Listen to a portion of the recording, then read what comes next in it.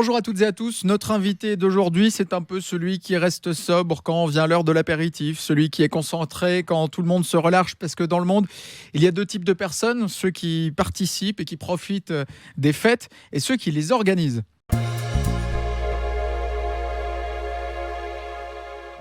Bonjour Alexandre Afsari. Bonjour.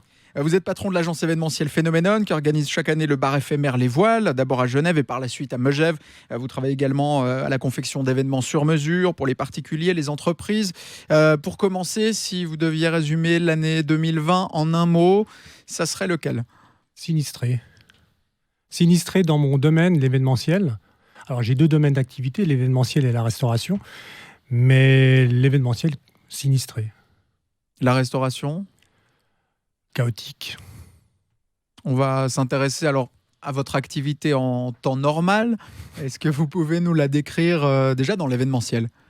L'événementiel, nous, on a une agence qui fait, comme vous l'avez dit, on fait des événements privés et publics, des grands événements publics surtout. On travaille avec l'État, la ville, ou différents cantons. En particulier, on fait le Grand Feu d'artifice de Genève depuis quelques années. C'est nous qui l'organisons sous la houlette de la Fondation Genève Tourisme. Et un tas d'autres événements qui ponctuent toute l'année, dont la Grande Roue, où j'ai eu d'ailleurs une partie de notre staff qui a eu l'occasion... Voilà, une partie de vos staff qui a tourné sans cesse, et c'était assez drôle. Donc voilà, c'est ponctué de plein de choses et de rencontres assez intéressantes. Si on s'intéresse aux voiles, ce bar éphémère, d'abord sur les quais, donc à Genève-Plage, c'était l'occasion, on va dire, de valoriser un espace qui ne l'était pas. C'est ça l'événementiel, c'est aller là où on peut créer de la valeur ? Oui, alors pour des clients, c'est déjà de pouvoir recevoir leurs clients et pouvoir leur faire vivre une expérience unique. Et les voiles, c'est typiquement inscrit dans un cadre événementiel parce que c'est un restaurant mais éphémère dans lequel il se passe beaucoup de choses sur une courte durée.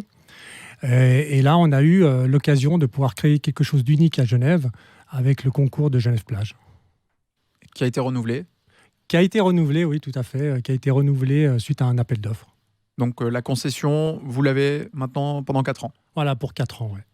Bon, pour ce qui est de cette année 2021, au niveau sanitaire, c'est encore incertain, évidemment. Alors, c'est incertain, mais on peut imaginer que ça va quand même se détendre, s'assouplir d'ici l'été.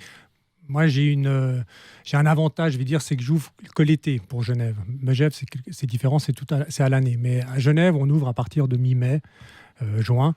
Donc, les restrictions actuelles me portent peu préjudice parce que je m'attends à pouvoir ouvrir beaucoup plus tard. C'est vrai que les restaurateurs actuellement qui sont sur la place, eux, ils sont ouverts à l'année. C'est très, très compliqué. Il y a eu Megève après Genève pour les voiles. C'est un concept qui marche bien. Oui, alors c'est surtout une marque qui se développe. À savoir qu'avant que le Covid débarque, on était sur un développement à l'international, dont Megève, la France, était une des premières étapes.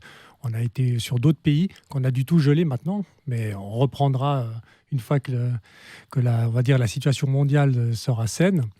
Mais oui, c'est un projet qui se développe et que les gens attendent et qu'on adapte selon si on est au bord de l'eau ou à la montagne. Ça fait longtemps maintenant, Alexandre Afsari, que vous êtes dans les coulisses des grands événements genevois. Vous avez travaillé, on l'a dit, pour la Fondation Genève Tourisme. Ça vient d'où ce goût de l'organisation, de la création, de la convivialité ? Alors, c'est vraiment la création. Moi, je suis vraiment un concepteur de projets. Et depuis très, très jeune, j'ai travaillé dans le marketing il y a très, très longtemps. Et en parallèle, je faisais même des petits boulots aussi dans des bars. Je faisais des projets, des concepts de bars pour des amis ou pour des amis des amis. Et j'ai toujours baigné là-dedans. Et ça a été vraiment révélateur quand j'ai pu travailler avec des grands événements en coulisses. Parce qu'il faut savoir que pour travailler dans l'événementiel, il n'y a pas une école particulière, mais il faut avoir beaucoup de volonté, beaucoup de spontanéité, être très, très modulable, on va dire, dans notre esprit. Et d'avoir pu travailler sur des grands événements en coulisses, à plus petite échelle, observer, écouter, répéter les gestes, et puis après, monter en puissance, parce qu'on aime ce métier. C'est quelque chose, soit on est fait pour ou pas.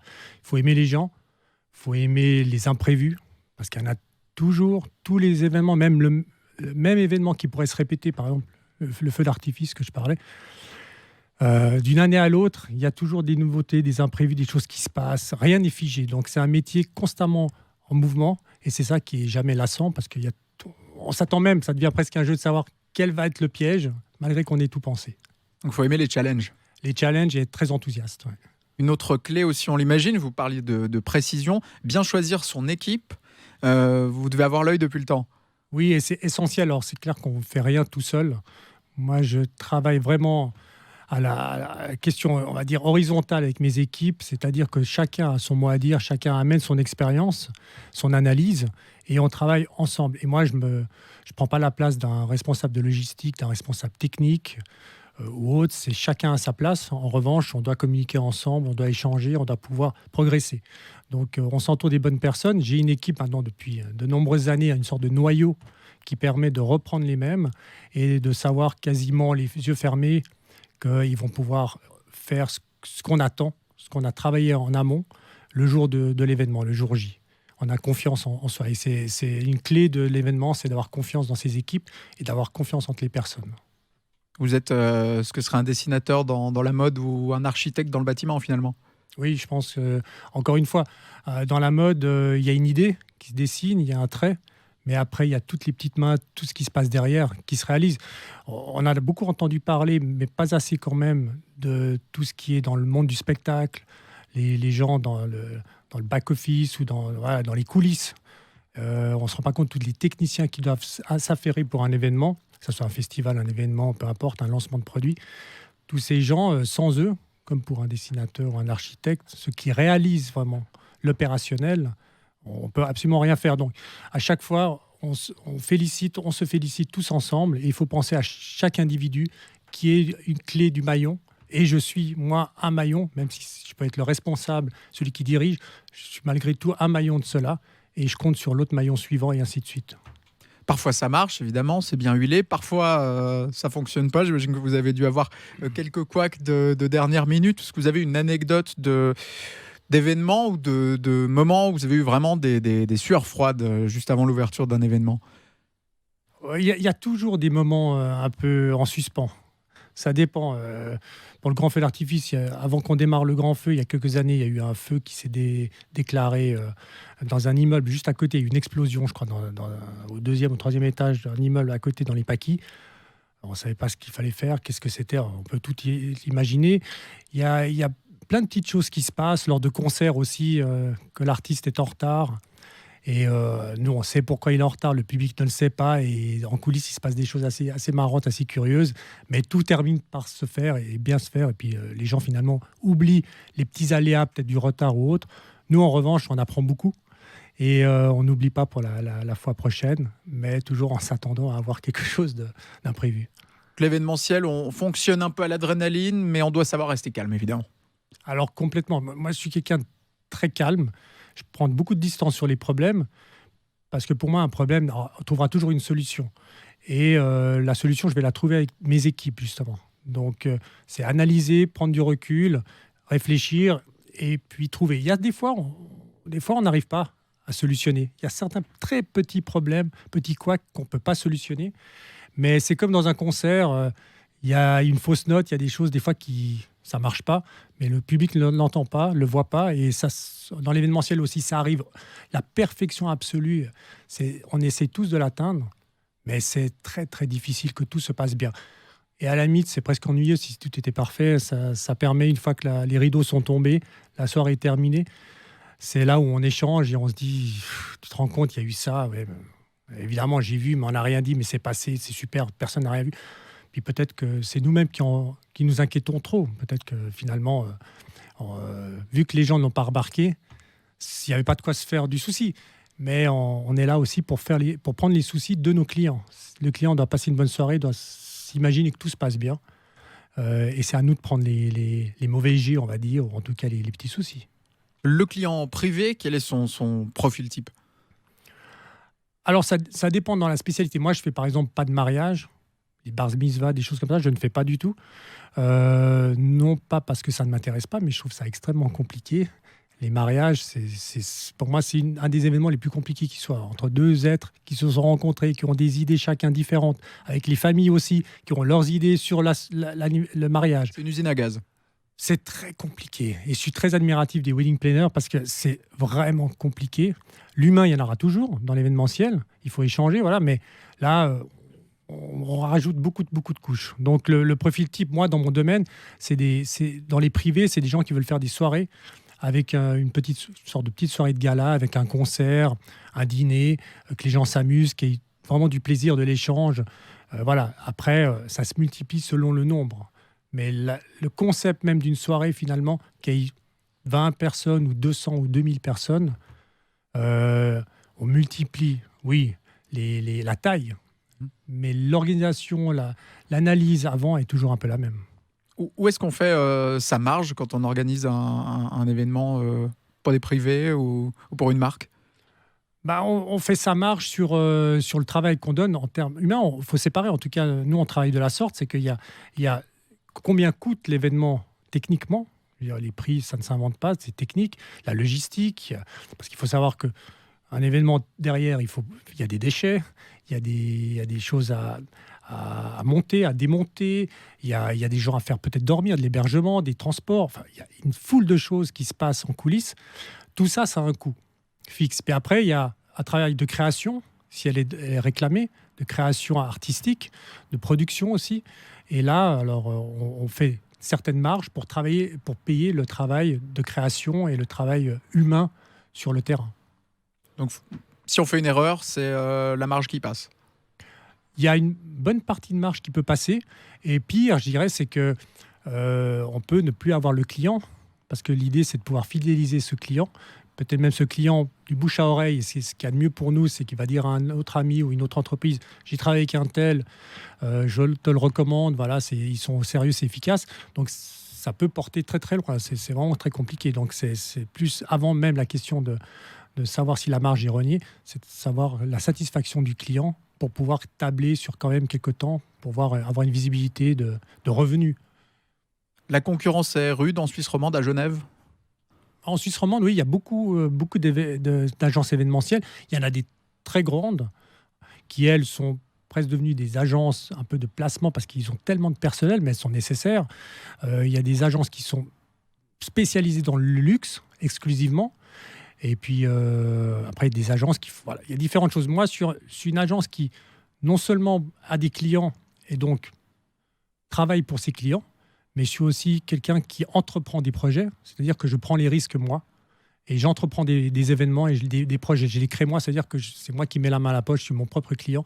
Donc encore plus, je dois réussir parce que je prends le risque. Je ne dis pas que les autres ne prennent pas de risque, mais en effet, quand on est entrepreneur, on peut travailler qu'avec des clients qui vous donnent des mandats, et c'est formidable, mais pour moi, j'ai besoin de me réaliser aussi en créant des choses moi-même ou avec mes équipes. Et là, les risques sont multipliés. C'était le cas pour Genève Plage, une proposition? Pour les voiles. Donc, pour les voiles? Oui, pour les voiles. Avec mon associé Thierry, en 2013, on est parti d'une feuille blanche. On a dû créer quelque chose.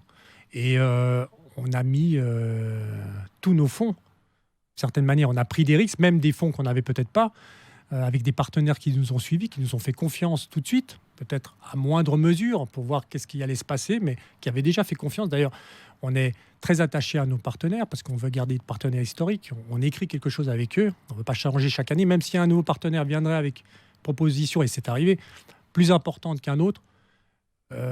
Avant tout, on voit avec notre partenaire historique s'il veut maintenir ou pas. On ne lui met pas la pression, on lui dit clairement où c'en est.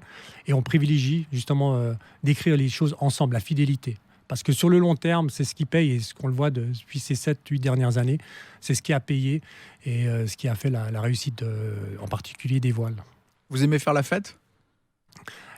Oui, alors j'ai adoré faire la fête.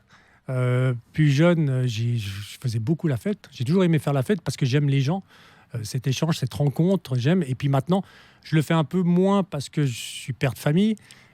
J'ai des horaires assez compliqué et long entre mes différentes sociétés, les différents projets. Puis je suis quelqu'un très attaché à mes enfants et à ma famille, donc je prends aussi du temps pour eux. Donc quand on concilie tout ça, il reste peu de temps pour faire la fête, mais je le trouve toujours. Et même des fois, je fais un peu la fête dans les événements que j'organise. Déjà rien qu'à voir que ça réussit, ça marche, c'est déjà du bonheur. Donc on trouve toujours un moyen. Mais oui, la fête, il faut se détendre, il faut se faire du bien. Pas une question de faire la fête modérée ou pas, on s'en fiche, c'est de sourire, s'amuser avec les gens qu'on aime. Ça se voit en tout cas que vous aimez la fête, partager de bons moments. Quand on voit les voiles, l'air de rien, c'était nouveau à Genève. C'était un petit bout de Saint-Tropez, d'Ibiza qui arrivait comme ça sur un quai où il se passait pas grand-chose. Il n'y avait pas vraiment d'établissement similaire. Il n'y avait pas du tout. Non, ça a été. Alors vous dites, ça peut être Saint-Tropez, Ibiza ou autre. En tout cas, les voiles, on a voulu que ça soit un petit bout de où que ce soit pour n'importe qui. C'est-à-dire que quand on arrive aux voiles, les gens, on a entendu, ils pensaient être à Bali, d'autres en Italie, en Espagne, à Saint-Tropez ou je ne sais où. Voilà, c'est de les amener à rêver, à les ramener à ce qu'ils ont de meilleur quand ils partent en vacances, c'est le moment de se détendre. Donc c'est une des forces des voiles, c'est de faire vivre cette expérience de détente, de plaisir. Et on a renouvelé notre concept d'année en année. Chaque année, ça a changé. On n'a jamais retrouvé les mêmes voiles d'année en année parce qu'on s'est toujours remis en question. En permanence, ça ne veut pas dire qu'on a fait des erreurs, mais on a appris de certaines erreurs. Mais même ce qui a marché, on va encore l'améliorer. Et une fois encore, pour peut-être toujours un peu frôler la perfection, sans vouloir l'atteindre. Moi, je ne suis pas quelqu'un qui veut absolument toucher la perfection parce que je la trouve très ennuyeuse une fois qu'on y est. Vous avez forcément de nouveaux projets, puisque la concession donc, pour les voiles à Genève a été renouvelée pour 4 ans. Oui. Vous pouvez nous en parler? Oui, alors oui, c'était une excellente nouvelle. On a donc gardé notre bébé, on va le dire, et on travaille dessus, ce qui nous donne aussi intellectuellement, ça nous fait du bien intellectuellement, parce que toute l'année 2020 a été tellement morose que de pouvoir se projeter sur les prochains mois, parce que les voiles, ça ne se réalise pas en 2 semaines. C'est entre 8 à 10 mois de préparation pour la prochaine saison. Et quand il y a la saison qui démarre, il y a beaucoup de travail pendant. En fait, c'est vraiment un flux tendu en permanence. Donc là, on est avec Thierry à fond. On a repensé le concept quand on l'a présenté. On est en train de le mettre sur papier pour les autorisations. Donc... messieurs, mesdames de l'État de Genève et autres, sachez que vous allez recevoir une demande d'autorisation comme on le fait chaque année. Et on est très, très content, très enthousiaste parce qu'on va encore surprendre. Et voilà. Je crois qu'on n'aura pas d'infos maintenant sur ce concept repensé. Hein. Non, vous n'aurez pas d'infos. En tout cas, c'est un concept qui va prendre en compte la crise sanitaire, qui va prendre en compte des mesures qui vont, je pense, perdurer pendant l'été, la question de distanciation, hygiène et autres. Nombre de personnes à table, certainement, il y aura certaines mesures, voilà. Mais on va prendre ça en compte.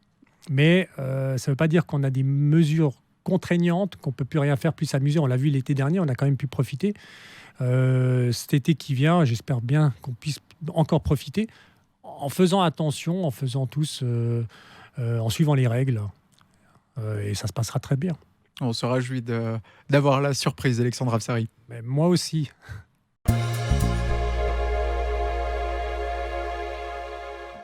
Le 5 sur 5, maintenant, c'est pas bien compliqué, pas de questions pièges. Tous nos invités y passent. Je vais vous donner 5 mots. À vous de me dire ce que ça vous évoque spontanément. Perfection, justement, on en parlait. Ennui. Il faut rester dans la vie. Comment dans la vie? Il faut que ça soit vivant. La perfection, oui. c'est... Non, mais la perfection, c'est qu'une fois que tout est parfait, c'est atteint. Le but est atteint. Voilà, c'est lisse. C'est formidable. Hein. Les artisans qui travaillent des choses, des pièces d'orfèvrerie ou même dans l'immeuble, on atteint la perfection. Après, il faut aller au microscope pour voir les défauts. Mais je suis fasciné par ça. Moi, je suis fasciné par les artisans, les gens qui travaillent avec leurs mains. Mais que ça soit l'ouvrier aussi, quelqu'un qui travaille sur les chantiers. Je travaille beaucoup avec des gens qui sont sur les chantiers parce qu'il faut monter les bases. Moi, ça me fascine. Qu'est-ce qu'on arrive à faire avec les mains? Moi, je suis pas très doué avec mes mains. Donc, je préfère que ça soit toujours un petit peu imparfait pour se dire, allez, il y a encore mieux à faire. Et ça reste vivant. Équipe? Indispensable. C'est indispensable. Sans une équipe, on ne fait absolument rien. L'humain essentiel au cœur de tout projet. Avenir? Alors, avenir, j'ai plusieurs mots qui me viennent, mais si j'en décider, je dirais sourire, plaisir, lumière. On va vers du mieux. On va sûrement avoir des hauts et des bas encore, mais de toute manière, on trouvera un chemin qui sera meilleur que ce qu'on a passé. À plus long terme, les marques qui sont vos clientes communiquent de plus en plus sur le digital. Est-ce que le le côté physique, l'événement de promotion physique va rester. Est-ce que vous le voyez encore là dans 10-15 ans? Oui, parce que alors il va clairement se développer sur le digital, qui va donner à leurs clients une expérience chez eux, une sorte d'expérience unique où ils peuvent vivre un moment en virtualité ou au digital. En revanche, il y aura toujours le physique, parce que, et comme pour tout business d'ailleurs, il faudra toujours qu'on se rencontre, qu'on se voie et qu'on se parle. La crise a peut-être apporté quelque chose de très positif, c'est qu'on a peut-être beaucoup moins besoin de voyager pour aller faire une réunion à l'autre bout de la planète ou à Paris, ou je ne sais pas, il n'y a pas besoin d'aller si loin pour déjà brûler du carbone pour rien, mais il y a plein de choses qu'on s'est rendu compte qu'on pouvait le faire depuis chez soi ou depuis son bureau. En revanche, il y a aussi beaucoup d'autres choses qui doivent rester en contact physique, se rencontrer, se parler. Et c'est là, humainement, qu'on a besoin de ça. Et un événement, pour vendre quelque chose à qui que ce soit, il faut avoir le contact, se voir, le regard, tous les sens développés pour aboutir à quelque chose. Il faut aussi proposer de nouvelles idées, notamment la technologie qui arrive dans les événements physiques. On pense à la 3D, à la réalité augmentée. Est-ce qu'on ne se trouve pas maintenant en face d'un public blasé qui a tout vu et que ça devient difficile d'étonner? Alors, il y a déjà à peu près 8 ans, on avait fait un événement pour une marque automobile avec du mapping, qui était d'ailleurs en résonance avec le salon de l'auto à l'époque. Et cette marque avait voulu faire un événement extrêmement privé pour des clients du bassin genevois, hors du salon de l'auto. Et on a créé quelque chose avec du mapping qui avait scotché tout le monde. Ils avaient même dit, le directeur de la marque était là, que c'était même mieux que ce qu'ils avaient eu au salon. Ils étaient émerveillés. Depuis ces années, ça s'est amélioré encore, le mapping, le digital. On voit quand même que tout le monde rêve quand même devant. Même les feux d'artifice, je prendrais quelque chose le feu, c'est depuis je sais pas depuis quand ça date, la poudre. Faire brûler de la poudre, ça marche toujours. Ça marche encore. Louis XVI en organisait déjà. Hein. Voilà, ça fait rêver.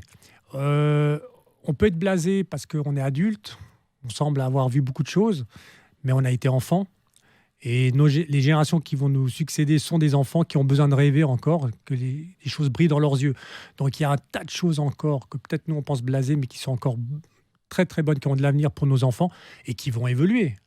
Mais le spectacle, en règle générale, faire rire, voir quelqu'un, faire sourire quelqu'un, amener quelqu'un en stand-up, en concert, un artiste, un groupe, peu importe, c'est essentiel. Et on le voit que il y a eu des essais pendant le confinement d'artistes qui ont fait des concerts depuis chez eux. Alors ça donne de l'espoir, mais ça prend pas. Ça me fait pas rêver. Je préfère voir une retransmission, quelque chose d'en différé ou autre, d'un beau concert. Voilà, il s'est passé ça, on en parle, il y a une émotion. Par contre, en direct, l'émotion, elle me paraît très, très, très, très difficile à transmettre derrière un écran. Donc il y a un cap qu'on pourra de toute façon dépasser. Alors c'est pas demain la veille qu'on aura des feux d'artifice en réalité augmentée. On peut déjà faire des choses avec des drones. C'est pas au point encore. On y travaille depuis 3 ans. C'est pas encore au point. Mais il y aura des choses avec les drones. On joue sur la lumière toujours. Mais les vrais feux seront toujours là. Ah oui, et puis il faut militer. Il n'y aura pas d'animation à la place. Je militerai pour des feux, oui. Encore une fois, la question de la poudre, la lumière, la magie qui se réalise avec les couleurs, les formes. Oui, c'est du spectacle. Vive le spectacle. Il faut que le spectacle vive. Donc la technologie au service du spectacle et pas l'inverse. Et la technologie au service de l'humain, toujours pas l'inverse.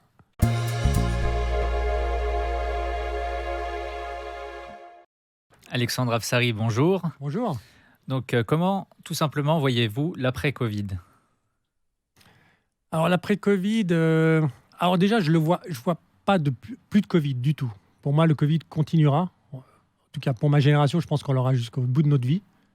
Mais c'est pas négatif, c'est comme la grippe ou d'autres virus qui vont faire partie de notre vie. On va apprendre à vivre avec. Je pense pas que ça va disparaître. S'il disparaît, tant mieux. Mais il n'a pas de raison, à mon niveau, comme je le vois, c'est personnel. Mais je vois pas pourquoi il disparaîtrait comme ça. Par contre, on va pouvoir le dompter. Puis, est-ce que vous pouvez confirmer que l'on assistera bien donc au renouvellement et puis à la redécouverte donc des voiles Genève et des voiles Megève ?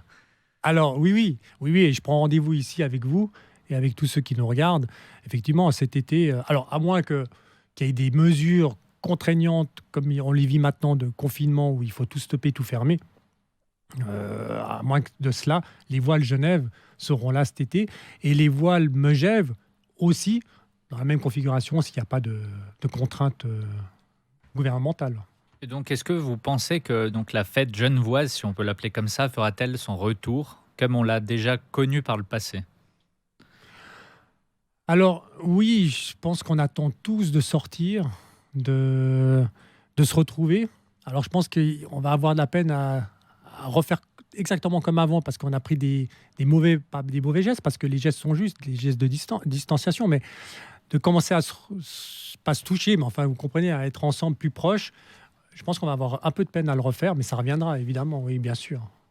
Puis donc la dernière question que beaucoup se posent, c'est est-ce que Alexandre Afsari mettra-t-il les voiles donc, de son domaine ou de Genève ou ailleurs?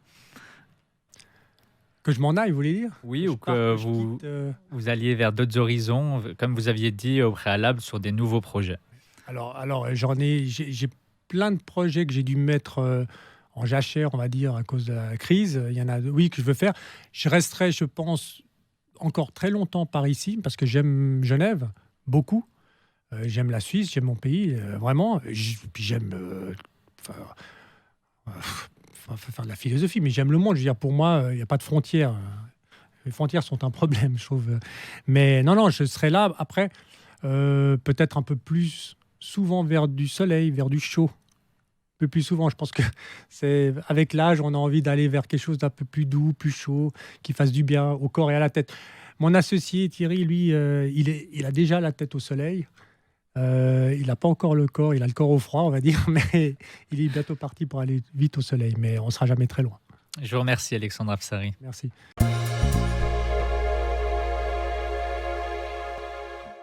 Le gris-gris, cet objet qui vous accompagne, Alexandre Afsari, on se réjouit de le découvrir. Vous l'avez apporté sur ce plateau. Pour l'instant, on ne voit rien. Oui, alors j'ai hésité, je vous ai dit avec une armoire normande, mais elle rentrait pas dans... compliqué. Ouais, vous avez des petits studios. Non, alors oui, le gris-gris, il est pas loin de moi. En fait, il est toujours avec moi. Il est sur mon poignet. En fait, j'ai plusieurs gris-gris. J'ai des petits bracelets depuis l'adolescence. Ça ne me quitte pas. Alors, c'est pas ceci depuis l'adolescence, hein, je vous rassure, parce qu'autrement, il serait rentré dans ma peau. Mais j'ai plusieurs gris-gris qui viennent de... Ah bah voilà, c'est en live. l'aléa du T-Rex. Non mais c'est super, c'est voilà, ça C'est plutôt bon signe. Ah oui, c'est on bon signe, c'est qu'un vœu et un vœu c'est va se réaliser. Alors, c'était pas prémédité. Donc ça c'était pour la protection des océans. Et tant mieux pour eux. Je pourrais en remettre un autre. Ça c'est un voyage. Il y a mes enfants aussi qui ont fait des choses. J'en ai plein. J'en avais aussi sur l'autre poignet, mais j'ai enlevé. J'ai décidé de mettre concentré que sur un poignet. J'ai des cadeaux d'amis. J'ai des choses très très vieilles. J'ai des créations de Genève. Voilà, j'ai toujours vécu avec des petits bracelets autour du poignet, des souvenirs que je ramène et ça, je les quitte jamais. Je les change de temps en temps. Il y en a que je ne peux pas du tout enlever, sauf celui-là qui a lâché. C'est peut-être un message, ça veut dire qu'on enfile des perles. Oui, ou les défaire en tout cas. Maintenant, l'avenir est là, peut-être. Ça va se dénouer. Bien, merci beaucoup, Alexandre Afsari, d'avoir été présent aujourd'hui sur le plateau de B2B. On va se retrouver la semaine prochaine pour partir à la conquête et à la découverte de nouvelles personnalités romandes. Nous serons avec Vincent Subilia, le directeur général de la Chambre de commerce, d'industrie et des services de Genève. D'ici là, portez-vous bien et à bientôt dans B2B.